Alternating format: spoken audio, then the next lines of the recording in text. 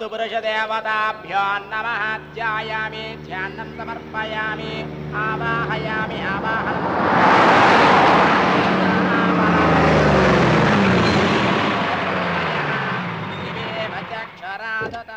రండి రామన్న చౌదరి గారు, నా పేరు వెంకటరావు, నేను సివిల్ ఇంజనీర్ని.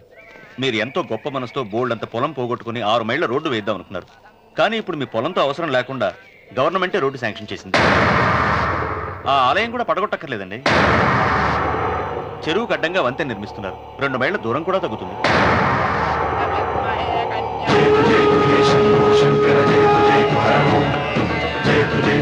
పాట వేయించడానికి నువ్వే వడివిరా, భగవంతుడే వేయిస్తాడు.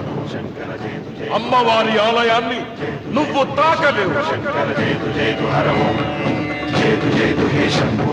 పూలు వేయండి రామన్న గారు. ఆయన ఎవరు? జటాధారి స్వాముల వారు. నీకు తల్లిదండ్రులు ఉన్నారా? లేరు, చనిపోయారు. ఫోటో ఉందా? ఉంది.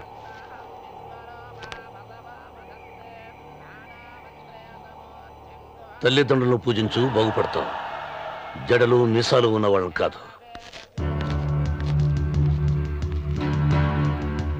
హక్కుమని ఏమన్ను నిన్నుగని నవ్వింది విన్నావా? హక్కుమని ఏమన్ను నిన్నుగని నవ్వింది విన్నావా? దేనికి నీవు శాసనకర్తవు కావని తెలిసిందా? నేను నాదంటూ పలికిన మూర్ఖులు భూమిలో మిగిలారా?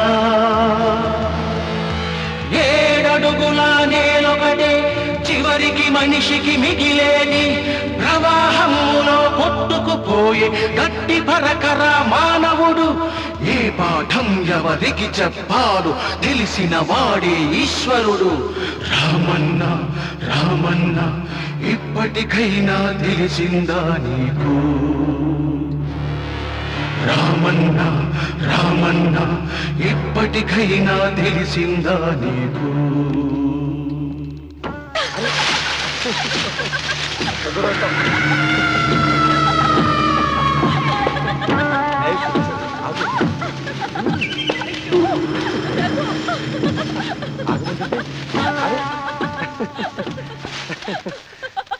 అయ్యో రఘు, నా మాట విను.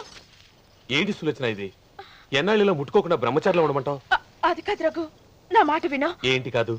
ఇంతకీ మన ప్రేమ విషయం మీ నాయనంతో చెప్పావు లేదా? లేదు. చెప్పో, నీ వల్ల కాదు. నేనే మా నాన్నతో మన ప్రేమ సంగతి చెప్పేస్తాను. ఏమొద్దు, నేను చెప్పేస్తాను. నువ్వు ఊరుకో. నేను చెప్పేస్తాను.